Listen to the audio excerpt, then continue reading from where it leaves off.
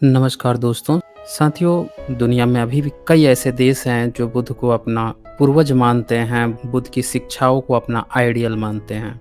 ऐसे में आज की जो स्ट्रीम है इसमें उन सारे प्रश्नों को देखने की हम कोशिश करेंगे जो आम तौर पर दुनिया का कोई भी व्यक्ति हो, चाहे आस्तिक हो, नास्तिक हो, वास्तविक हो, किसी भी धर्म, मजहब, पंथ से वो ताल्लुकात रखता हो, लेकिन उसके मन में कुछ जिज्ञासाएँ होती हैं, स्पेशली बुद्ध को लेकर। क्योंकि बुद्ध की जो धरती है वो कभी भारत बताई जाती है तो कुछ लोग नेपाल भी बता देते हैं। और बुद्ध की शिक्षाएँ क्या थीं, बुद्ध इतने लोकप्रिय क्यों हैं? आम तौर पर देखा गया है कि जिस बंदे का जहाँ पे जन्म होता है उस जगह पे वो सबसे ज़्यादा प्रचलित होता है। लेकिन यहाँ पे देखा गया कि बुद्ध का जन्म भारत में हुआ या नेपाल या जम्बू द्वीप हम कहें, और यहाँ पे हुआ, और इसके बावजूद ये पूरी दुनिया में ज़्यादा फेमस हैं। और यहाँ पे देखा जाए तो उनसे नफ़रत करने वाले ही दूसरे कौम यहाँ पे हैं। यानी कि जो बुद्ध की सभ्यता थी उस पर किसी और का अधिग्रहण हो चुका है, यानी बुद्ध की सभ्यता को गुलाम बना लिया गया है। कोई और जो है यहाँ पे अपनी सत्ता या अपनी सभ्यता स्थापित किए हुए है, संस्कृति स्थापित किए हुए है, और बुद्ध की जो एक्चुअल संस्कृति है वो गुलाम की गई है। तो इस पे हमें समझना होगा, हमें इस चीज़ को देखना होगा, और आमतौर पर जो बहुत सारे जो प्रश्न उभरते हैं, उन सबको हम लोग देखेंगे, जिसमें से सबसे जो मेन फ़ोकस होगा, हमारा ये होगा कि एक सवाल खड़ा किया जाता रहा है, अक्सर हाँ, धार्मिक लोगों द्वारा ही खड़ा किया जाता है कि भई बुद्ध के सबूत क्या हैं? बुद्ध थे कि नहीं थे? इसके क्या-क्या आर्कियोलॉजिकल सबूत हैं, या ऐसे ही हवा-हवाई जैसे उनके जो तथाकथित ईश्वर हैं, देवी-देवता हैं, ब्रह्मा, विष्णु, महेश हैं, दुर्गा, काली हैं, राम, कृष्ण हैं, ये सबको ऐसे ही हवा-हवाई मान लिया जाता है? क्या बुद्ध को भी ऐसे ही हवा-हवाई मान लिया गया है? क्योंकि जितने भी ये रिलीजियस लोग हैं, इनका तो अपना कोई सबूत होता नहीं है। पिछले 500 साल, 600 साल या 200 साल के अंदर जो कागज़ पे कलम के द्वारा जो बातें लिख दी गई हैं, हवा-हवाई बातें, उसमें ही लिखी बातों को ये लोग अंतिम प्रमाण मान लेते हैं, और उसमें ही वो बंदा ये भी लिख देता है कि शास्त्र का ही प्रमाण अंतिम प्रमाण माना जाएगा। तो ये लोग उस पे भी बिलीव कर लेते हैं कि हाँ, अब उसमें लिख दिया गया है तो यही सबूत है। तो उन्हें ऐसा लगता है कि जब उन पे सवाल खड़े होते हैं साइंटिफिक रूप से कि भई आपका फिर प्रमाण क्या है? तो वो लोग ठीक यही सवाल करते हैं कि फिर बुद्ध का क्या प्रमाण है? साथ में एक और सवाल खड़ा किया जाता है कि जितने भी बाहर से जो ट्रैवलर्स आए, जैसे फाहियान आया, ह्वेनसांग आया, इत्सिंग आया, और ऐसे न जाने कितने 100 से ज़्यादा ट्रैवलर्स आए, गए, नोट्स लिखे हैं, इनके सबूत मिल चुके हैं। तो क्या इन लोगों ने बुद्ध का चर्चा किया? तो आप देखेंगे कि इन सब ने बुद्ध का ही चर्चा किया है। तो अब ये सवाल आता है कि भई चलो ठीक है, जब सारे यात्रियों ने इनका चर्चा किया, तो इसका मतलब कि हो सकता है कि होंगे। लेकिन जो डेट ऑफ बर्थ बताई जाती है बुद्ध की, वो चली जाती है काफ़ी पीछे। यानी कि जैसे फाहियान का समय से अगर हम लें, फाहियान अगर 399 एडी 399 ईस्वी में अगर भारत आते हैं, और बुद्ध को 2600 साल पहले बताया जाता है, यानी इधर 400 और उधर 600, तकरीबन 1000 ईयर्स का एक गैप हो जाता है। अब एक फिर से सवाल खड़ा हो जाता है कि क्या इतना बड़ा जो एक गैप है, तो क्या ऐसा पॉसिबल हो सकता है कि फाहियान जो बातें लिख रहा है वो सही हो? भई 1000 साल का गैप भी तो आ रहा है ना, आपको एक ऐसा साक्ष्य भी तो देना होगा जो उनके समकालीन का हो। जैसे अगर आपको डायनासोर का सबूत देना है, तो आपको डायनासोर के कालखंड का सबूत देना होगा ना, कि उसकी कोई हड्डी मिल गई, उसके कुछ फुटप्रिंट्स मिले, कुछ तो ऐसा मिला कि जिससे आप कह सकें कि हाँ, वो डायनासोर ही था। तो इस तरह की बातें होती हैं, तो इस पर भी हम चर्चा करेंगे और डिटेल में देखेंगे। अच्छा, इसके बाद से और एक प्रश्न खड़ा किया जाता है कि भई फाहियान से पहले भी तो एक यात्री आया था ना, जिसका नाम मेगास्थनीज था। हालाँकि उसकी किताबें नष्ट हो गई हैं, तो क्या उसने तो ज़िक्र नहीं किया बुद्ध का? और आप देखेंगे सोशल मीडिया में बहुत सारे ऐसे भी लोग हैं जो ये प्रचार फैलाते हैं कि मेगास्थनीज की इंडिका में बुद्ध का ही ज़िक्र नहीं है। अब आप इसी से समझ सकते हैं कि कितने ये धूर्त लोग हैं। पूरी मेगास्थनीज की इंडिका जब आप पढ़ेंगे तो उसमें सिर्फ़ और सिर्फ़ बुद्ध की ही चर्चा है। इस पर मैंने वीडियो भी बनाई है। वीडियो 131 है साइंस जर्नी पे, आप पूरा डिटेल में देख सकते हैं। आप किसी भी प्रकाशन का, जिसने भी उसका अनुवाद किया हो, सॉनबैक ने किया था इसका अनुवाद 1848 में कंपाइल करके। तो जितने भी अनुवाद हैं जिसको कि माना जाता है कि हाँ, यही इंडिका की बुक है, ओरिजिनल तो अवेलेबल है नहीं। तो बाकी के जो समकालीन डिफरेंट ऑथर्स थे जिन्होंने उनका नाम लिया था, उनसे कंपाइल करके बनाया। तो आज की डेट में जिसको इंडिका कहा जाता है, उसमें अगर किसी एक भारत के किसी व्यक्ति का नाम है, तो वो हैं बुद्ध। ये चीज़ याद रखिए। मतलब जिनको वो दार्शनिक मानता है या फिर जिनका उसने नाम लिया है, उसमें न किसी वेद का नाम आता है, न गीता का नाम आता है, न रामायण महाभारत का नाम आता है, न चाणक्य का नाम नहीं आता है। मेगस्थनीज सोचिए वो चंद्रगुप्त के दरबार में था। चंद्रगुप्त के दरबार में आके यहाँ पे इतने साल तक था और उसके बावजूद भी यहाँ पे अगर किसी का नाम एक आया है, तो वो किसका रहा है? तो वो एकमात्र नाम है बुद्ध का। तो इससे भी आप समझ सकते हैं, जो ये लोग क्लेम करते हैं, वो क्लेम भी ये लोग झूठा क्लेम करते हैं। इनके पास जो है किसी भी तरह का आप देखें कि सबूत तक नहीं होता है। अच्छा, एक चीज़ और ये लोग क्लेम करते हैं, उस पे भी थोड़ा-सा डिस्कशन कर लेते हैं, फिर मैं इसको स्ट्रीम को शुरू करता हूँ। इनका ये कहना होता है कि भई आप लोग कहते हैं बुद्ध का जो है कुछ सबूत मिल गया, आर्कियोलॉजिकल एविडेंस मिल गया, लेकिन बुद्ध का जो डेट ऑफ बर्थ है, वो तो बड़ा डिफरेंट है। ये लोग कहते हैं कि कहीं-कहीं पे जैसे आज पूरे वर्ल्ड में आज मनाया जा रहा है, भारत में कल मनाया जाएगा। तो अगर बुद्ध थे, तो फिर उनका डेट ऑफ बर्थ क्यों अलग हो जा रहा है? अब देखें, ये कितने भोले लोग हैं, आप कहें कि बचकाना हरकत है। किसी व्यक्ति के होने का और उसके डेट ऑफ बर्थ एग्ज़ैक्टली ना पता चलना, दोनों अलग-अलग टर्म हैं। इस चीज़ को आप समझें। जैसे मान लेते हैं कि आज से 16 करोड़ साल पहले डायनासोर का आपको पता चला। उसकी कोई हड्डी मिल गई, उसके कोई डीएनए का एनालिसिस के लिए कुछ तो मिल गया। तो हमें ये तो पता चल जाएगा कि हाँ भाई देखो, डायनासोर आज से 16 करोड़ साल पहले था, लेकिन आप एग्ज़ैक्टली उसका डेट ऑफ बर्थ तो नहीं निकाल पाएँगे ना। आज से 16 करोड़ साल पहले किस महीने, किस ईयर, कौन से दिन, किस समय, ये तो नहीं पता लगा पाएँगे। आर्कियोलॉजिकल एविडेंस होता है, उससे एक टाइम रेंज का पता लगाते हैं कि इस ड्यूरेशन में, इस टाइम में ये चीज़ एग्ज़िस्ट करती थी। तो यहाँ पे अगर ऐसा कोई क्लेम कर रहा है, तो वो फिर बेवकूफ़ है, मूर्ख है। यहाँ पे आप देखें कि वो व्यक्ति था, उसके एविडेंस मिल रहे हैं। आप ये नहीं कह सकते कि एग्ज़ैक्टली उसी दिन आप उसका डेट ऑफ बर्थ निकाल के दो। अरे! आज मैं कहता हूँ, आज पूरे भारत में आप सर्वे करा लीजिए। आज जितने भी जो बुजुर्ग लोग हैं, उसमें से बहुत सारे लोग अपना एग्ज़ैक्ट डेट ऑफ बर्थ नहीं जानते हैं। नहीं जानते हैं बहुत सारे लोग अपना डेट ऑफ बर्थ। लेकिन वो अस्तित्व में है ना, अस्तित्व में तो हैं। तो एग्ज़ैक्ट डेट ऑफ बर्थ का ना पता होना और अस्तित्व में होना, ये दोनों अलग-अलग टर्म हैं।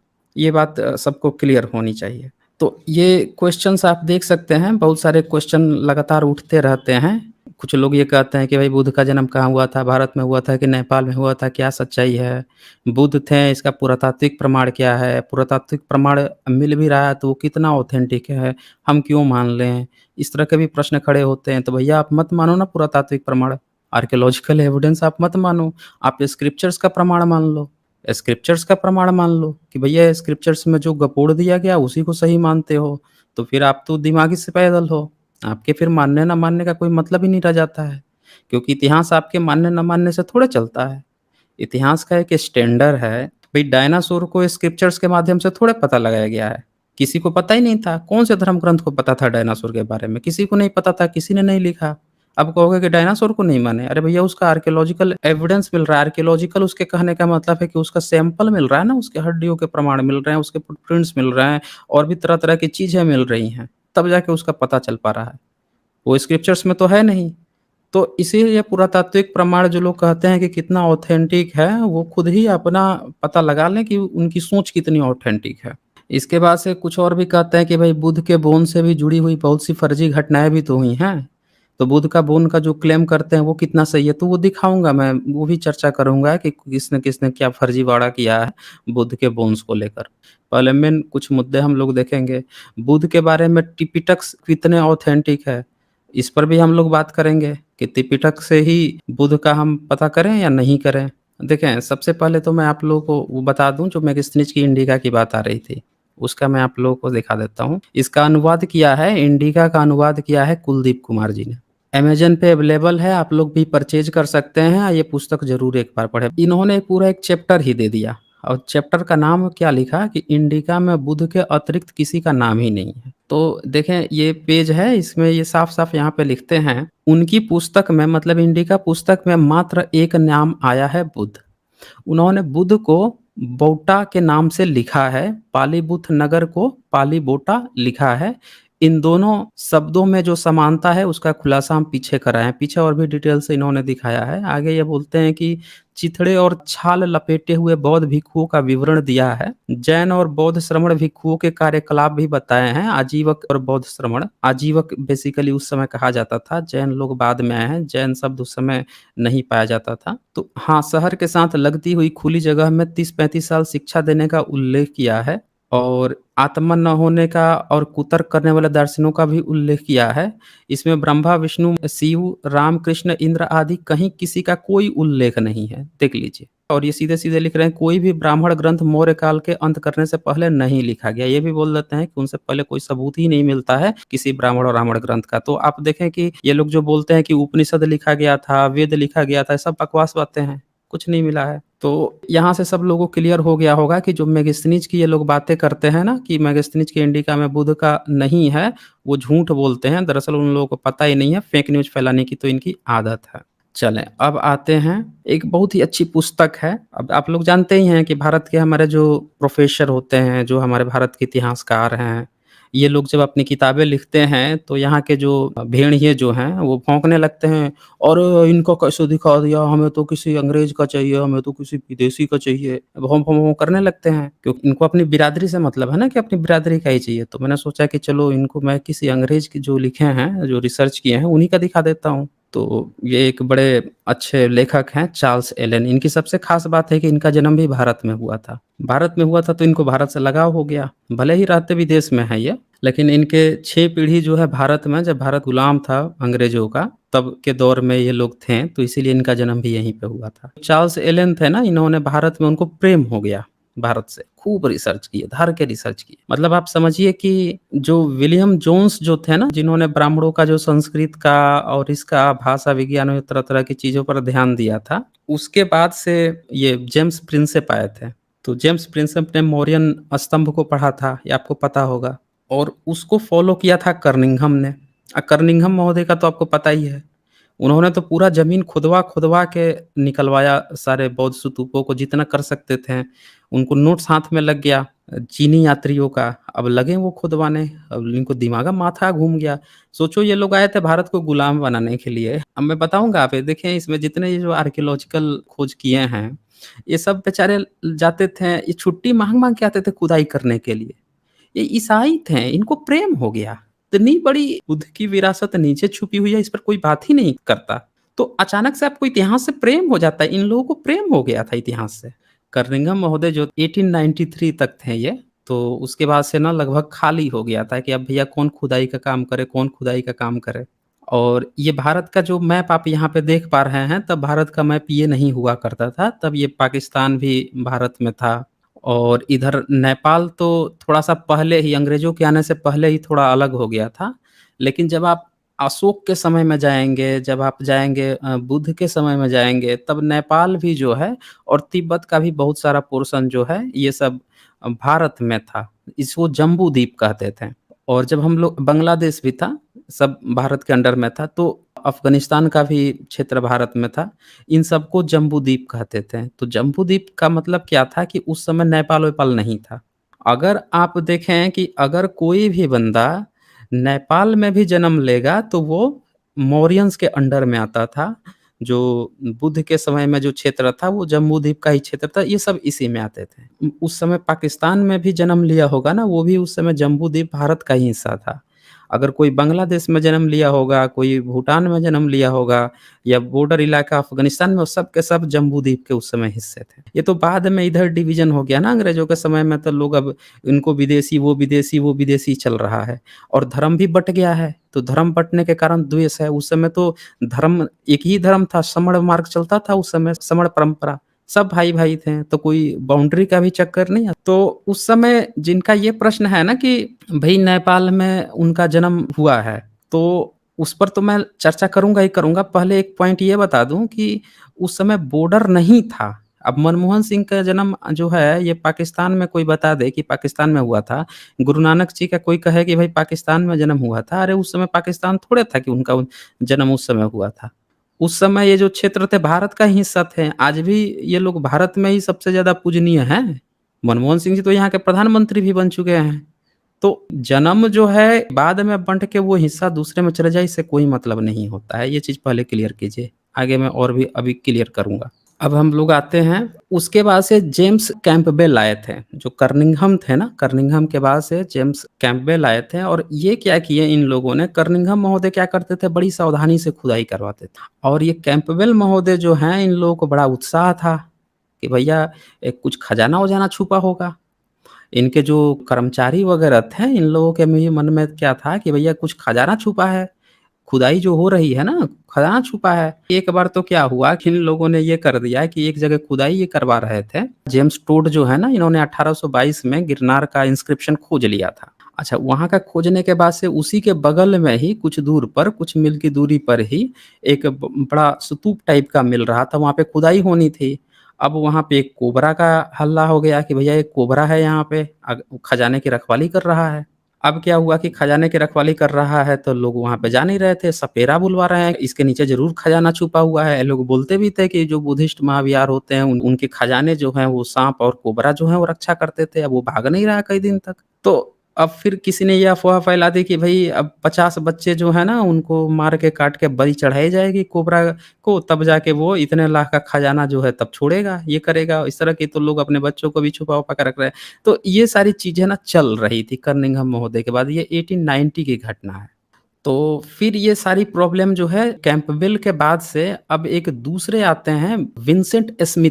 अच्छा, विंसेंट स्मिथ जो हैं बाकी लोगों की तरह नहीं थे, ये मेरिट वाले थे। जैसे आप देखें कि आजकल भाई-भतीजवाद चलता है, तो अंग्रेज़ों ने भी भाई-भतीजवाद चलता था। तो ये जो थे ना विंसेंट स्मिथ, पूरा फ़ोकस भी था कि हम सही काम करेंगे। इसके बाद से वार्डले आए थे, उनको भी मैं दिखाता हूँ। उनका सबसे बड़ा रोल है कि उन्होंने इस पर सबसे ज़्यादा काम किया था। विंसेंट स्मिथ ने ये फाइंड आउट किया कि कर्निंघम महोदय जो खोजे थे ना जन्म और मृत्यु को लेकर बुद्धा का, उसमें कुछ गलती थी। क्योंकि उस समय क्या हुआ था कि जिन-जिन जगहों को ये लोग फाइंड आउट कर पा रहे थे, हेनसोंग ने लिखा है या फाहियान इत्सिंग ने लिखा है, वही जगह ये हो सकती है। लेकिन उस जगह का नाम ये सब बदल दिए थे। जब नाम बदल गया था तो ये लोग पहचान नहीं पाते थे और कोई भी बुद्ध का स्तूप या आर्कियोलॉजिकल एविडेंस ऐसा दिखता तो था नहीं, सब ज़मीन के अंदर दबा हुआ था। तो जगह पता नहीं चल पाती थी, तो कर्निंघम महोदय बहुत कुछ तो खोज गए थे, कुछ-कुछ चीज़ें जो नहीं सही खोज पाए थे। मतलब बुद्धा का जन्म हुआ है, वो ये लोग फाइंड आउट करना चाह रहे थे। अब देखिए होता क्या है, यहाँ पे बहुत बड़ा एक झमेला हुआ। जो ये वार्डेल थे, इन्होंने जो जगह फाइंड आउट की थी, वो भारत के अंडर आ रहा था एरिया। लेकिन वहाँ पे क्या हो रहा था कि भा जस्ट ये जो एरिया था ना भारत का, उसके जस्ट बगल में सटे हुए ही नेपाल का एरिया था। तो एक दूसरे थे फुहरर, वो वहाँ पे काम कर रहे थे। तब ये घटना आती है जब ये फाहियान का नोट्स पढ़ लेते हैं, इत्सिंग का, ह्वेनसोंग का नोट्स पढ़ लेते हैं, अपना पूरा खाका एक बैठा लेते हैं कि इस जगह पे जो पिपरावा जगह है, कपिलवस्तु जगह है, यहाँ पे ये चीज़ें हो सकती हैं। अच्छा, इससे भी पहले एक और घटना घटती है कि इनको एक टूटा हुआ जो है पिलर मिलता है नीलगिहवा में। अच्छा, नीलगिहवा जो जगह पे जब मिलता है ना, तो वहाँ पे फिर लिखा हुआ इंस्क्रिप्शन मिल जाता है। जब लिखा हुआ इंस्क्रिप्शन मिल जाता है, अब सबकी आँखें वहाँ पे फटी रह जाती हैं। इसमें देखें, ये जो पेज मैं दिखा रहा हूँ, इसमें बहुत सारा चीज़ दिया है कि ये लोग कैसे-कैसे बिहार में भी गए थे, वहाँ पे भी सम्राट अशोक के कई सारी चीज़ें इन्होंने फाइंड आउट की थी। यहाँ पे ये देखें कि ये जो नीलगिहवा जो पिलर है, ये मिला था। अब इस नीलगिहवा पिलर पे 4 लाइन लिखा हुआ मिल गया कि देवान पियन पियदसिन लाजिन चुदवासी भी सीटेन बुधस कोना कमनस थुबे द्वितीय बढ़िते और विसतीव साभिसीतेन च अतन आगाछ महीयते शिलायथे में च उस पापिते। अब ये लिखा हुआ था, ये पाली प्राकृत में लिखा हुआ है। अब ये लिखा हुआ यहाँ पे मिल गया। इसका अर्थ ये निकाला गया कि भई यहाँ पे जो बुद्ध है ना, इनका सम्राट अशोक ने पुनरुद्धार करवाया हुआ है और यहाँ पे कोनागमन जो बुद्ध हैं, उनका पहले से यहाँ पे था, यहाँ पे कोई स्थान था। ये चीज़ मिल गया नीलगढ़वा में। इसी को आधार बनाकर और भी जो हेनसोंग और फाहियान के नोट्स थे, उसको आधार बनाकर इन्होंने तय किया वर्डले ने कि भई कहाँ पे जो है उनका जन्म स्थान हो सकता है। अच्छा, अब क्या हुआ, विंसेंट स्मिथ, उन्होंने क्या किया, एक बहुत बड़ा मिस्टेक कर दिया। सबसे बड़ा उनका क्या मिस्टेक था कि जब उनको पता चला कि एक हमें पिलर मिला है उधर, तो इनको वहाँ पे जाके और काम करना चाहिए था। लेकिन उनको जैसे ये चीज़ पता चली कि वो एरिया जो है हमारे अंडर नहीं आता है, नेपाल के अंदर आता है और हम नहीं जा सकते, अगर जाएँगे तो कुछ कार्रवाई हो जाएगी। मतलब अंग्रेज़ का हमला मान लिया जाएगा उस पर, नेपाल पे। तो वो नहीं गए, उन्होंने छोड़ दिया था उस चीज़ को। अब क्या होता है कि मार्च 1893 में एक मेजर जसकरण सिंह थे, ये ऑफ़िसर थे। इनको मौका मिला ये गवर्नमेंट ऑफ नेपाल में, तो उस जगह पे नीलगिरी जगह पे इनको मौका मिला।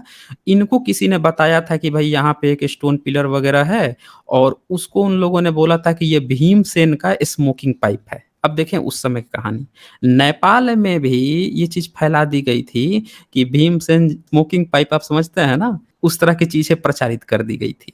तो वहाँ पे गए और उन्होंने इस चीज़ को पता लगाया, देखा, फिर खबर मिली, विंसेंट जी को खबर मिली कि भैया ये चीज़ है। तब जाके इन लोगों ने उस चीज़ को खोजा था, वहाँ पे ये सारी चीज़ें मिली। इसके बाद से फिर क्या होता है कि जो लुम्बिनी का इंस्क्रिप्शन मिलता है, लुम्बिनी के इंस्क्रिप्शन से ये पता चलता है कि यहीं पे बुद्ध का जन्म हुआ है। और एक और थे जो जर्मन थे, उसका नाम फुहरर था, वो लखनऊ में प्रोफ़ेसर थे, तो उनको भी काम इस चीज़ पर सौंपा गया था। तो वो जो बंदा है ना फुहरर, उसी ने ये सारा घोटाला किया हुआ है। ये देखिए पूरा लड़ाई जो है, जो बुद्ध के आर्कियोलॉजी से लेकर या नेपाल में बुद्ध का जन्म हुआ है या भारत जन्म हुआ है, ये जो किया धराया है, ये सब का सब जो है फुहरर का है। अब फुहरर का गुरु कौन था, आप वो जानकर आश्चर्य होगे कि इनका गुरु था भूलर। अच्छा, भूलर कौन था? तो भूलर वो व्यक्ति था जिसने अपने आप को स्थापित किया था कि संस्कृत का सबसे प्रकांड विद्वान है। अब मैक्स मूलर के बाद से भारत पे रिसर्च करने वाला संस्कृत पे दूसरा ऐसा विद्वान है। तो ये भूलर था, अब भूलर का ये चेला था डॉक्टर फुहरर, सारा घोटाला इसी ने किया है। देखते जाइए इसने कैसे-कैसे, क्या-क्या घोटाला किया है। तो ये जो फुहरर था ना, इसने क्या किया कि यहाँ पे देखें उस समय वो लोग नहीं जान पाते थे बुद्ध मार्ग को कि इसमें गॉड-वॉड नहीं होता है। तो वही स्मिथ वाला ट्रांसलेशन वही चल रहा था, when the God beloved king, ये लोग गॉड बिलव्ड किंग लिखते थे, नहीं जान पाते थे कि यार इसमें गॉड-वॉड नहीं होता है, उसको देव ही लिख दो। क्योंकि ब्राह्मण अक्ल देने वाला था, ट्रांसलेशन ब्राह्मण ही करता था ना। ट्रांसलेशन में उसको बैठा के पूछते थे कि अरे भैया देव मतलब क्या होता है? तो कहता था, देव मतलब देव देवता हमारे गॉड। तो ये बेचारे गॉड लिख देते थे। इनको पता ही नहीं था कि भाई पाली प्राकृत में देव मतलब भिक्षु होता है। अब देखें यहाँ पे क्या होता है कि कूड़ा कमना, कूड़ा कमना पाली प्राकृत में लिखा जाता है। जो इसने लिखा था हैनसोंग ने, ये लोग लिखे थे कनक मुनि। उस समय जो गुप्त काल की जो लिपि थी, भाषा थी, वो सम्राट अशोक के लिपि भाषा से थोड़ी-सी बदल गई थी। थोड़ा-सा संस्कारित हो जाता था। अब ये लोग कनक मुनि कहते थे कूड़ा कमन को या कूड़ा गमन को। तो फाहियान और हैनसोंग ने उनको कनक मुनि लिखा हुआ है। ये बात नहीं समझ पाया, तो थोड़ा-सा बदलाव हो गया था। तो ये इन्होंने पूरा एक सीन ये क्रिएट किया था, इसको थोड़ा-सा आप समझिएगा। ये कपिल वस्तु है। कपिल वस्तु से इसने क्या किया, साउथ में 15 ली, ली कहते हैं चीनी भाषा में, दूरी को मापने का है ये। तो ये ओल्ड सिटी था, तो इसने कपिल वस्तु से 50 लिए और 30 ली इधर किस साइड में, तो ईस्ट नॉर्थ ईस्ट में 30 ली। तो यहाँ पे बुद्धा कनक मुनि स्तूपा जो है नीलगिरिवा का यहाँ पे मिला था, ये एक है। तो ये डॉक्टर वाडेल का सुझाव दिया कि बुद्ध कनक मुनि का स्तूप कपिल वस्तु से 5 से 7 मील दक्षिण पूर्व के बीच में होना चाहिए।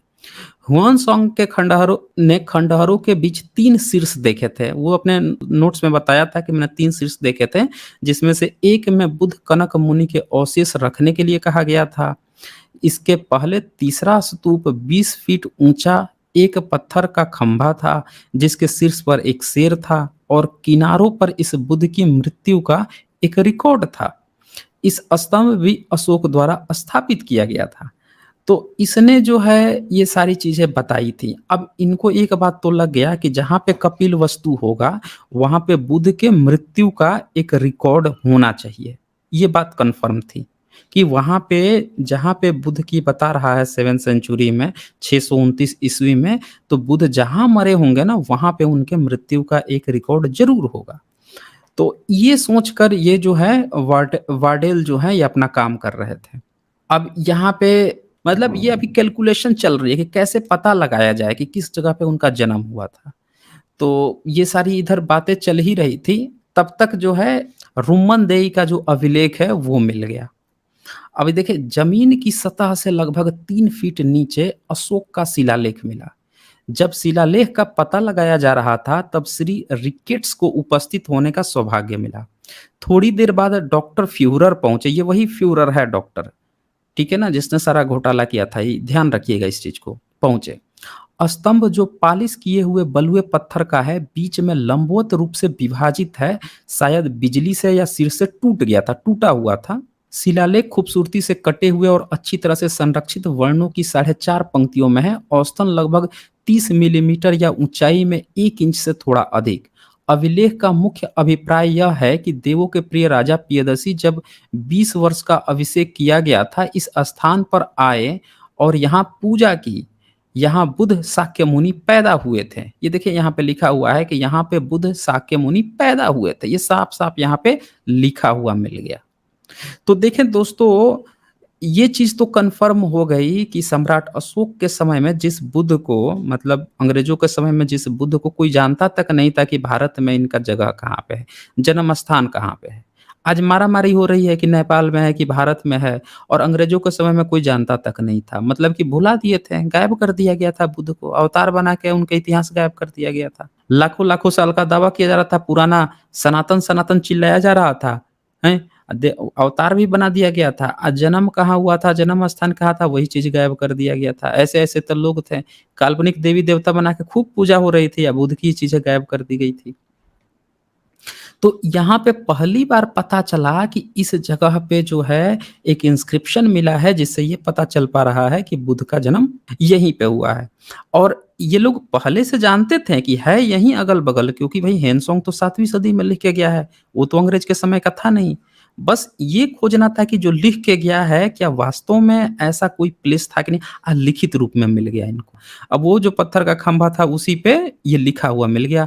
यहाँ लुम्बिनी गाँव में माननीय जन्म हुआ था। इस तरह लुम्बिनी उद्यान में गौतम बुद्ध के पारंपरिक जन्म स्थान के सटीक स्थान के बारे में सभी का संदेह दूर कर दिया गया। तो ये चीज़ वहाँ पे पूरी तरह से कन्फर्म हो गई कि भैया यहीं पे हुआ था। अब ये एक मंदिर था वहाँ पे। ये देखें, इसको ध्यान से देखिएगा। ये ऐसा मंदिर था कि यहाँ पे जो है ना मिस्टर स्मिथ गए पता लगाने के लिए कि भैया ये जो टेम्पल है इसमें घूमे देखें ये किसकी पूजा हो रही है, यहाँ तो बुद्ध का जन्म दिखाया जा रहा है। तो बुद्ध का जन्म है तो भैया हो सकता है कि यहाँ के लोग हों वो बुद्ध की ज़रूर उनके माता के, उनके घर की कुछ ना कुछ तो ज़रूर किए होंगे। तो चले मंदिर के अंदर देखें क्या है, तो गए बेचारे मंदिर के अंदर, तो ये उनको चित्र मिला था। यहाँ पे एक छोटा बच्चा यहाँ पे देखें, देखिए ब्राह्मण कितना धूर्त होता है, चुटिया बना के लटका दिया है पीछे। ये देख रहे हैं? फर्जी का यहाँ पे। पीछे आप देखें ये जो चुटिया टाइप का लटका हुआ दिख रहा है, ये फर्जी का बनाया हुआ है, ये चुटिया-वुटिया नहीं है। अरे बुद्ध चुटिया थोड़े रखते थे, ये दिखाने के लिए कि इस चीज़ का ना बुद्ध से कुछ भी लेना-देना नहीं है। ये देखिए ये देखिए बगल में यहाँ त्रिशूल भी गाड़ दिया था। देवी-देवता बना के इनका पूजा कर रहा था। तो जब वहाँ पे ये पहुँचे तो देखें ये क्या लिखते हैं, further confirmation that this was indeed the site of prince Siddhartha birth place. इस चीज़ पता लगाने के लिए कि भैया यही जगह जो है सिद्धार्थ का बर्थ प्लेस है। तो वो वहाँ विज़िट करने गए और उनको पाया कि यहाँ पे जो है ना एक हिंदुओं का जो श्रीन है, उनका जो अपना एक टेम्पल टाइप का बना रखा है, वहाँ पे स्टोन बेस उन्होंने बना रखा है क्वीन माया का, जो बच्चा बर्थ दे रही है। द ब्राह्मण इंचार्ज, अब वहाँ का जो ब्राह्मण इंचार्ज था, तो उसने क्या किया, वो घुसने नहीं दे रहा था उनको, नहीं घुसने दे रहा था। वो जान गया था कि भाई अंग्रेज आया है, तो पता लगा लेगा, सच्चाई जान जाएगा कि ये तो सिद्धार्थ गौतम का जगह है, उनका मंदिर है, टेम्पल है, आफ़त आ जाएगी। तो उन्होंने लिखा कि पैसा घूस लिया उसने, पैसा लिया उस चीज़ को देखने के लिए, तब जाके जो है उनको देखने दिया। और तब ये उसको देखकर ये पता लगाएँ कि भैया हाँ, यही जगह जो है कन्फर्म हो रहा है कि बुद्ध का ये जगह है, यहाँ पे उनके टेम्पल्स भी मिल रहे हैं, भले ही ब्राह्मण आके कब्ज़ा करके बैठा हुआ है। तो आप देखें कि लोगों ने पहले से ही सारी चीज़ें बुध का उनके रिलेटेड जगह का सब चीज़ बुध से कुछ न कुछ बना था। ब्राह्मण ने तो बाद में जाके कब्ज़ा करके अपना जो है धंधा-पानी शुरू कर दिया था। तो ये चीज़ जो है ना उन्होंने लिखा है, स्मिथ ने ये साफ-साफ मेंशन किया कि हमसे पैसा लिया, घुसने नहीं दे रहा था कि ये सब सच्चाई और आज भी आप देखें नहीं घुसने देते हैं। भई शूद्रों को इन्होंने क्यों नहीं घुसने दिया कि पहचान जाएगा कि ये तो हमारे बुध का है। नहीं घुसने देते थे किसी को। उसके लिए तमाम फर्जी-फर्जी किताब लिख दिया कि विष्णु ने कहा है, तो भगवान ने कहा है, तो ब्रह्मा ने कहा है कि शूद्र को मंदिर में नहीं घुसना है, अछूत है, ये है, वो है, 50 तरह की कहानी गढ़ रखा था उसने। तो ये आप यहाँ पे देख सकते हैं, ये चीज़ हुई थी। अच्छा, अब क्या हुआ कि जब ये सारी चीज़ें पता चली, तो अब जो वर्डेल जो थे ना, ये पूरा इंटरेस्टेड हो गए कि भैया जो है हमको वहाँ पे खुदाई करवानी है। और वहाँ पे हमको मतलब पता लगाना है और उनको पता चल गया कि फुहरर जो है इस पर काम कर रहा है। तो उसको उन्होंने बहुत सारा लेटर लिखा था कि भई आप बताइए ना वहाँ पे जो मिला है उस पर क्या लिखा हुआ क्या है? वो थोड़ा-सा हमें भेजिए ताकि हम लोगों को भी पता चले, हम भी कुछ रिसर्च करना चाहते हैं। अब वो कोई रिप्लाई नहीं देता था। फुहरर उनको कोई रिप्लाई नहीं देता था। बहुत चालू व्यक्ति था ये। तो जब रिप्लाई नहीं देता था और ये सारा चीज़ बना के इसका गुरु था भूलर, जो अपने को बताता था कि संस्कृत के सबसे प्रकांड विद्वान हम हैं। ये देखिए ये पूरा इन लोगों का ग्रुप था और इस तरह से कैसे ये लोग जो हैं हर चीज़ नेपाल को देना चाहते थे, भारत को नहीं देना चाहते थे। क्यों? संस्कृत का विद्वान था। कैसे संस्कृत का विद्वान था? पक्का ब्राह्मण उसके अगल-बगल रहते होंगे। उन्हीं से कराता होगा, वही कान भरते होंगे सब।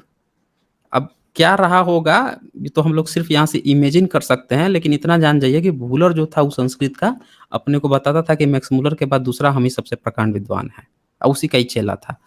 अब देखिए यहाँ पे क्या होता है कि लुम्बिनी इंस्क्रिप्शन जो है ना, उसका ये ट्रांसलेट करके क्या बताता है, enough to realize the enormous significance of the sentence हिडा बुधे जाटे साक्यामुनि टी।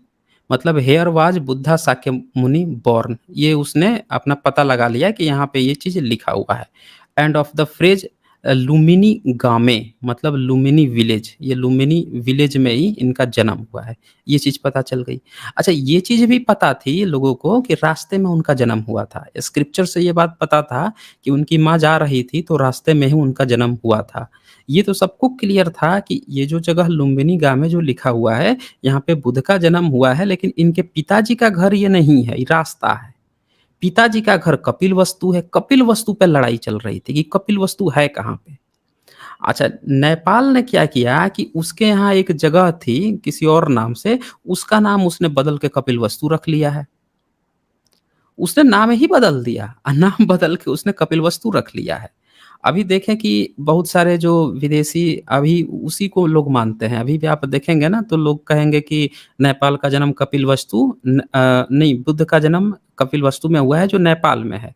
लेकिन फ्यूचर में ये चीज़ बदल सकती है। सारे देश जो हैं अब ये मानने लगे हैं कि नेपाल का जो कपिलवस्तु है वहाँ पे कोई भी सबूत नहीं मिला है और वो एक फर्जी क्लेम है जो फुहरर और ये भूलर का बना बनाया एक खिचड़ी था इन लोगों का।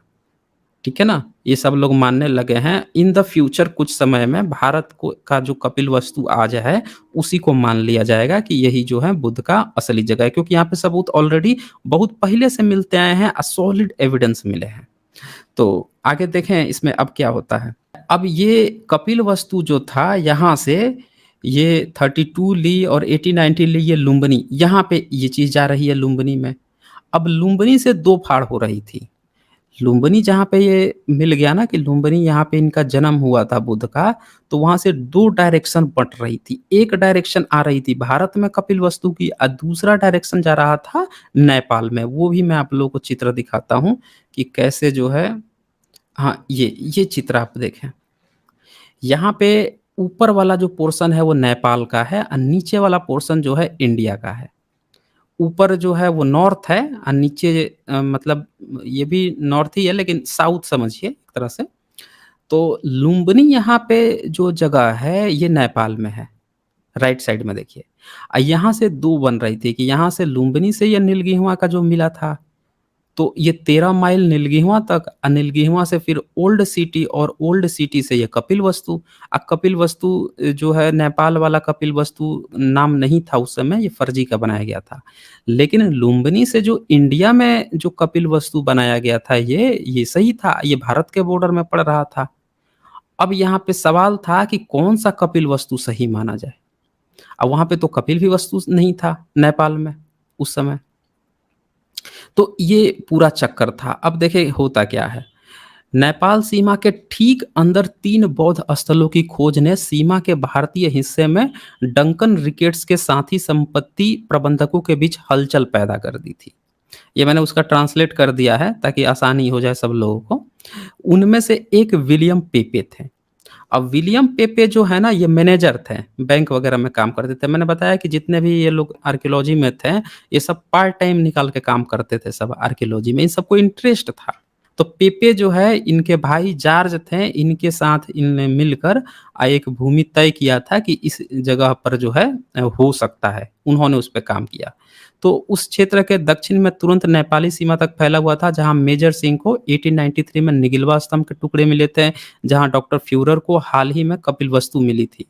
बड़पुर में पेप्स का बंगला सीमा से 6 मील दक्षिण में, निगिलवा से 17 मील दक्षिण और लुम्बिनी से 12 मील दक्षिण पश्चिम में था।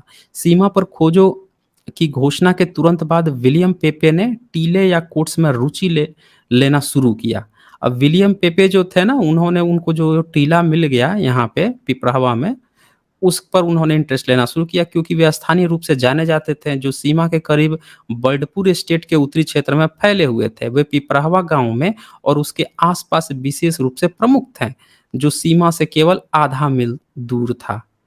तो अब ये आपने देखा ही कि यहाँ पे जो है ये कपिलवस्तु यहाँ पे आ रहा है, सीमा से आधा मील दूर इस साइड में है, भारत क्षेत्र में। ये जो आप देख रहे हैं ना राइट साइड में, यही है पिपरहवा का स्तूप। ये पूरा ढका हुआ था मिट्टी से।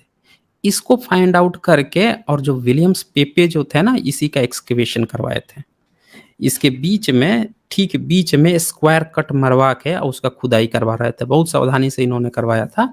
देखिए इसमें क्या लिखा है, पेपे ने बाकी से अधिक प्रमुख एक कोट पर नज़र डालने का फैसला किया और अपने कामगारों को टीले के ठीक पार खाई खोदने के लिए कहा, जिसमें 16 बाई 10 3 इंच की बड़ी ईंटों से बनी एक बड़ी संरचना को उजागर किया।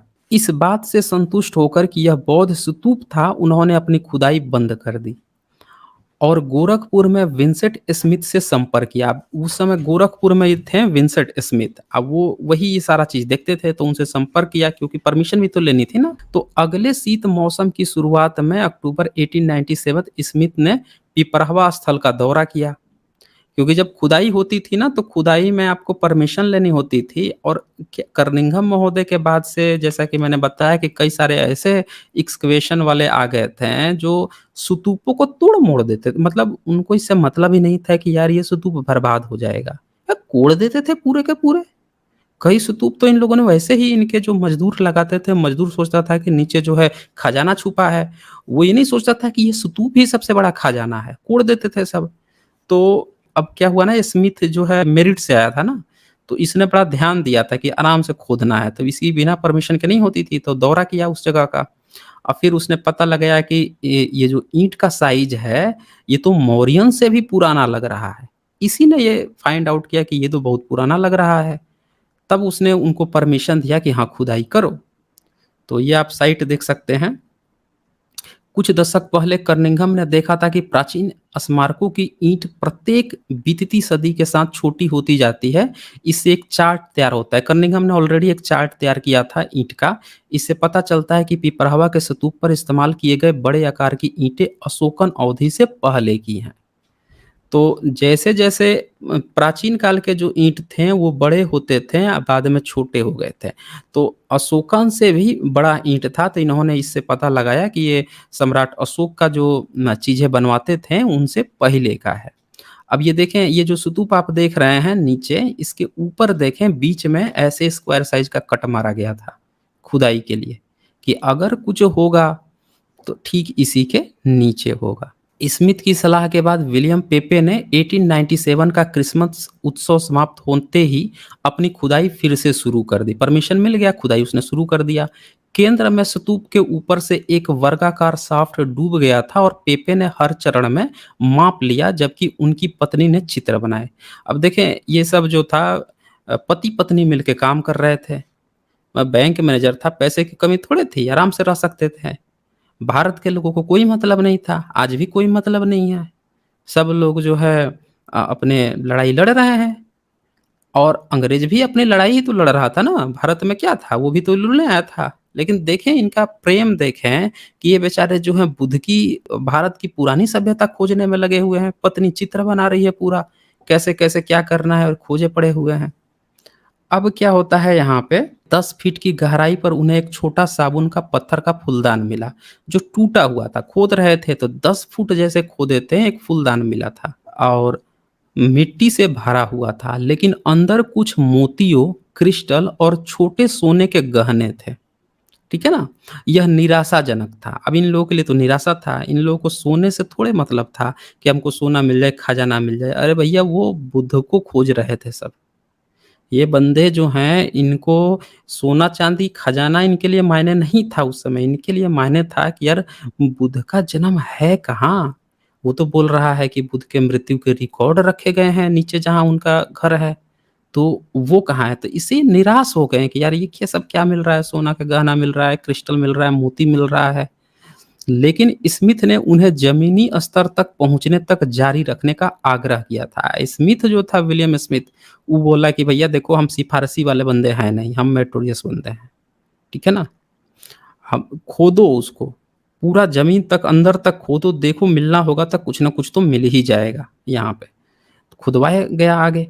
इसीलिए काम फिर से शुरू हुआ। मिट्टी में 18 फीट ठोस ईंटवर्क के माध्यम से खुदाई करने के बाद पत्थर का एक विशाल सैलाब प्रकट हुआ। अब देख लीजिए, 18 फीट जब खोद देते हैं नीचे, इनको पूरा जो है एक विशाल सैलाब जो होता है ना, कैफन टाइप का, वो चीज़ मिल गया। ये बहुत बड़ी एक उपलब्धि हो गई कि लो भाई साहब देखो, कुछ ना कुछ तो मिल ही गया।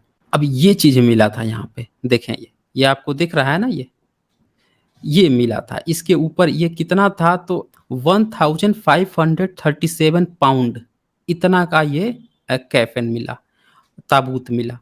और इसके ऊपर जो कवर रखा हुआ था वो था 408 पाउंड का।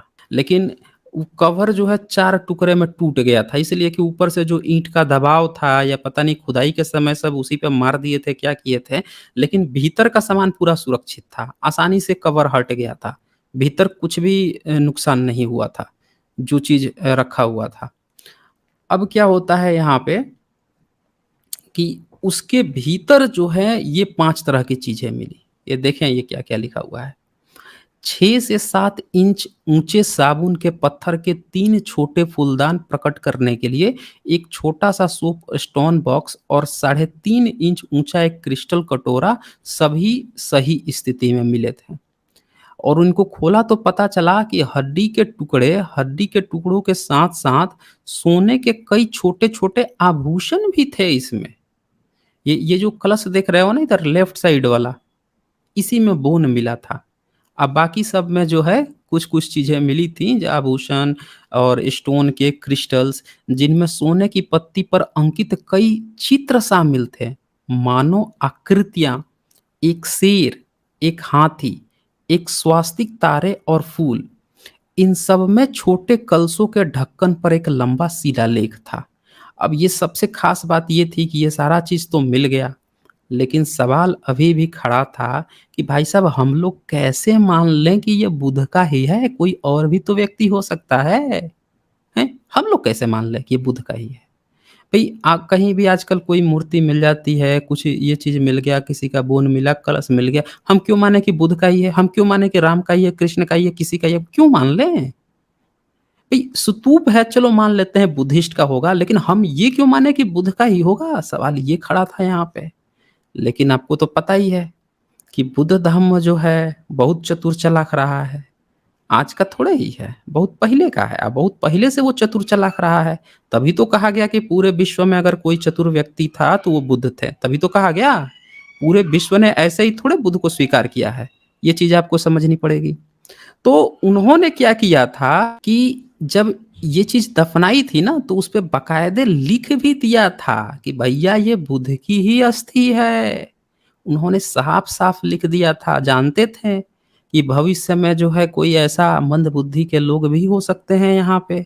दुनिया में तमाम तरह के सिविलाइज़ेशन नष्ट होती है, तभी तो एक पूरा एक ताबूत बना के उसके भीतर रख के लोटे में टेराकोटा का लोटा बना के उस पर लिख के बाकायदा रख दिया गया था। लेकिन उस समय आज से 2300, 2400, 2500 साल पहले कोई लोटे पर कैसे लिखवा सकता था? लेकिन लिखवा के रखे थे। जानते थे कि भविष्य में जो है मंदबुद्धि के बालक पैदा हो सकते हैं, भविष्य में है इस चीज़ों को कब्ज़ाया जा सकता है, सबूत देना पड़ेगा। ये भविष्य की सुरक्षा के लिए रखा जा रहा था कि भविष्य में अगर कोई खोले, कभी कुछ मिले तब लोगों को पता चले कि भैया बुद्ध कवि थे, उनका अस्थि था। तो ये यहाँ पे लिखित, ये देखिए यहाँ पे लिखा हुआ है, मैंने इसका चार्ल्स एलन की बुक है ये, उसमें से मैंने ये हिंदी अनुवाद किया हुआ है। और एक चीज़ और यहाँ पे ध्यान दीजिएगा, ये लंबा शिलालेख मतलब इंस्क्रिप्शन इस लोटे पे तो लिखा ही हुआ था, यहाँ पे जो आपको तरह-तरह के बोन्स जो मिले ना और जो तरह-तरह की आकृतियाँ मिले, उसमें ध्यान दीजिएगा क्या रखा था। मानव आकृतियाँ, इंसान की तरह आकृति, छोटे-छोटे इंसान की तरह आकृति बनते थे उस समय, वो बनाया गया था। एक शेर, अब लोग कहते हैं ना कि बुद्ध के समय में जो है मूर्तियाँ नहीं बनती थी। अरे मानव आकृतियाँ बनती थीं, देवी-देवता नहीं होते थे। इंसान की आकृतियाँ बनती थी और ये बुद्धिस्ट ही बनाते थे, तभी तो बुद्ध के ही जो जहाँ दफनाया गया है इनके रिलिक्स को, वहीं पे ये चीज़ें मिल रही हैं। और देखें, मानव आकृतियाँ, एक शेर, शेर प्रतीक है बुद्ध मार्ग का, तो शेर रखा गया है। एक हाथी, हाथी भी प्रतीक है बुद्ध मार्ग का, हाथी भी रखा गया है। एक स्वास्तिक, अब ये ध्यान से समझिएगा दोस्तों, स्वास्तिक आप लोग जो पूछते हैं ना कि आज ब्राह्मण लेके बैठा हुआ है स्वास्तिक स्वास्तिक, भैया स्वास्तिक बुद्धिस्ट का ही है और बुद्ध से ही जुड़ा हुआ स्वास्तिक है। चूंकि मौर्यन से भी पुरानी वो ईंट थी और उसके भीतर जो दफनाया गया वो मौर्यन से भी पुराना था, तो उनसे पहले भी कोई स्वास्तिक, मौर्यन से भी पहले स्वास्तिक बुद्धिस्ट इस्तेमाल कर रहे थे। और ये देखें, तारे और फूल, ये सारे के सारे जो प्रतीक थे ये बुद्ध के थे। और फिर इनके ऊपर एक लंबा शिलालेख भी लिख दिए थे ताकि किसी को कंफ्यूजन न हो कि ये बुद्ध का है। ये तमाम जो प्रमाण है, सबूत हैं, दुनिया में आज तक किसी पुराने किसी भी जो लोग कल्पना करते हैं कि हमारा ये ईश्वर है, हमारा ये पैगंबर है, हमारा ये अवतार है, हमारा ये गॉड है, गॉड का बेटा है, किसी ने आज तक लिखवाया? नहीं, बुद्धिस्ट लिखवा रहे थे भाई साहब। बुद्ध की संस्कृति जो है, आप देखें कि कितने चतुर चालाक लोग थे, उस समय ये काम कर रहे थे। अरे दफनाने की परंपरा तो बहुत जगह है, क्यों नहीं आप लोगों ने लिखवाया, क्यों नहीं आपके सबूत मिलते हैं? इनके क्यों मिले, जबकि इनके हर चीज पे किसी ने कब्जा किया। भारत इतने सालों तक गुलाम रहा, इतने लोग आए गए, फिर भी बुद्ध की चीजें जो हैं, ये लोग इतने चतुर चालाक थे कि जमीन के नीचे भी दफना के रखे थे। बेटा तुम ऊपर तो कुछ भी कबाड़ा लोगे, जमीन के नीचे तुमको पता भी नहीं चल पाएगा, हमारी चीजें तब भी सुरक्षित रहेंगी। तो ये था, आप देखे क्या लिखा हुआ था इस पे, शाली शलिल निधाने बुधाशा भगवते। और आप जानते हैं कि भगवत शब्द जो है वो बुद्ध के लिए ही इस्तेमाल होता है, पूर्व बुद्धों के लिए इस्तेमाल होता है। भगवतो कोड़ा गमनश्य, भगवतो शीघ्री, भगवतो शाक्य मुनि बुधासा। तो यहाँ से ये पता चला कि भैया भगवतो बुद्ध के बारे में ही ये चीज़ लिखा गया है, रिलिक्स ऑफ बुद्धा लॉर्ड, इसका ये मतलब हुआ। देखिए भगवत का ट्रांसलेशन उस समय वो लोग लॉर्ड कर दिए थे, क्योंकि ब्राह्मण ने बता रखा था कि भगवत मतलब देवी देवता होता है, लॉर्ड होता है, गॉड होता है। यहाँ से आप समझ सकते हैं कि कैसे अंग्रेजों को ब्राह्मण ने हर पाली का मतलब जो है संस्कृत में बना बना के फंसा रखा था। तो यहाँ से आप साफ साफ देख पा रहे हैं कि इस लोटे पर ये लिखा हुआ, ऊपर देखिए ना इसके गर्दन पे लोटे का जो नेक है, इस पर लिखा हुआ आपको दिख रहा है ना, धम्मलिपि टाइप का, अशोक से भी पूर्व धम्मलिपि में लिखा हुआ है। और अगर किसी को लगे कि ये कहाँ से चित्र इमेज, तो देख लीजिए यहाँ पे भारत सरकार की मोहर भी है, ध्यान से देख लीजिए, राइट साइड में नीचे भारत सरकार की मोहर है। और ये कोलकाता म्यूजियम में रखा गया है, जिसको भी डाउट है जाकर देख ले भाई साहब। साफ-साफ लिखा हुआ वहाँ पे, और ये जो है प्रमाणिक चीज़ है वहाँ पे आज भी अवेलेबल है। अब कौन व्यक्ति होगा जो कह देगा कि भैया बुद्ध थे कि नहीं थे, उस पर कौन प्रश्न करेगा? अरे यहाँ पे सिर्फ़ रेलिक्स नहीं मिला है, सिर्फ़ स्तूप नहीं मिला है, लिख के भी दे दिया है उसने। अब लिखित मिल जाए, इतना सारा चीज़ मिल जाए, और भैया आपके क्या प्रमाण हैं? कागज़ पे कि ये यहाँ से फ्लाई किया, ये वहाँ से उड़ गया, वो वहाँ से टपका, ये यहाँ से टपका, और मान लो, वो प्रमाण नहीं होता है। प्रमाण ये होता है जब उनके ही समय में वो ही खुद लिखित दे रहे हैं। ये उतना ही साइंटिफिक एविडेंस है जितना साइंटिफिक एविडेंस आज की डेट में हम मानते हैं कि आइंस्टीन मर जाएं, न्यूटन मर जाएं और उनकी कब्र पर हम लिखवा दें कि ये न्यूटन का ही कब्र है, ये जो है इनका ही कब्र है। ये चीज़ें जो हैं आप यहाँ पे देखें। अब आगे देखें इसमें, और ये उस समय जो है पेपे ने ये पूरा अपने पढ़ के, चूँकि उन्हीं को कलश मिला था, तो उस कलश में जो लिखा था उसको लिखकर और कई जगह भेजते थे कि भैया ट्रांसलेट कर दीजिए, आप कर दीजिए, आप कर दीजिए। सबसे वो वेरीफ़ाई करवाते थे कि इस पर लिखा हुआ क्या है। इसके भीतर ये आपको देखें कि ये कॉइन टाइप का मिला हुआ था, जो गोल्ड का था, और इस पे आप राइट साइड में देखें तो ये स्वस्तिक बना हुआ है यहाँ पे स्वास्तिक बना हुआ है, और ये बुद्धा के रेलिक्स के साथ मिला हुआ है दोस्तों। स्वास्तिक जो है इंडस वैली सिविलाइजेशन में पाया गया। इंडस वैली सिविलाइजेशन से जो व्यापार होता था तो ये मेसोपोटामिया की सभ्यता तक गया, और इसको जो है भारत का चूँकि श्रमण परंपरा का हिस्सा रहा है स्वास्तिक, तो बुद्ध के साथ भी, बुद्ध के समय में भी स्वास्तिक जो है बौद्धों का ही रहा, क्योंकि श्रमण परंपरा का हिस्सा था, और उनके मृत्यु के साथ उनके रेलिक्स के साथ भी मिला, जहाँ साफ-साफ लिखा है कि ये बुद्ध की ही अस्थि है। वहाँ पे भी ये बनाया गया है स्वास्तिक, और शेर भी बनाया गया है इसमें। दोस्तों ये सबूत होता है। जिसको भी डाउट है कि स्वास्तिक किसका है, अपना कन्फ्यूजन यहाँ पे दूर कर लीजिएगा। नीचे लिखा भी गया है, one of the gold dishes with lion and swastika. किसके साथ? तो बुद्धा रेलिक्स के साथ अंदर मिली है दोस्तों ये। और देखें, ये पिपरहवा का जो स्तूप के नीचे वो जो तरह-तरह के वेसल्स थे, उसमें ये सारी चीज़ें मिली हैं। ये देख लीजिए ध्यान से, सारा चीज़ सुरक्षित है ये अभी भी। ये देखिए कितनी सुंदर-सुंदर कलाकृति, ये जो है स्टोन्स जो हैं, तरह-तरह के क्रिस्टल टाइप के जो स्टोन, और ये तारे टाइप के, फ्लावर टाइप की ये चीज़ें बनाए गए थे, वो उसमें साथ में रखे गए थे। ये देखें, ये सारी चीज़ें उसमें मिली हुई हैं। यहाँ से आप देख सकते हैं। ये सारी चीज़ें आप देखें, ये सारी चीज़ें मिली हुई हैं यहाँ पे। और ये देखिए, ये यहाँ पे आप देख पा रहे होंगे त्रिरत्ना मिला हुआ है। जो सांची का स्तूप बाद में बनाया गया है ना, उसमें ये त्रिरत्ना आप जो देखते हैं, त्रिशूल टाइप का ये आपको दिख रहा होगा। ये सारी चीज़ें सोचिए, बुद्ध को जब दफनाया जा रहा था, जब बहुत ज़्यादा स्तूप नहीं बने थे, तब भी ये चीज़ें मिल रही हैं। इसका मतलब कि त्रिरत्न वगैरह जो है बुद्ध के समय में भी प्रचलित था, और श्रमण परंपरा का ऑलरेडी हिस्सा था। और ये चीज़ें ये वहाँ पे बना लिया गया है नेपाल में ज़रूर, लेकिन भविष्य में जब ये सारी चीज़ें कंपाइल की जाएँगी, तो इसे भारत का ही हिस्सा घोषित करना ही पड़ेगा।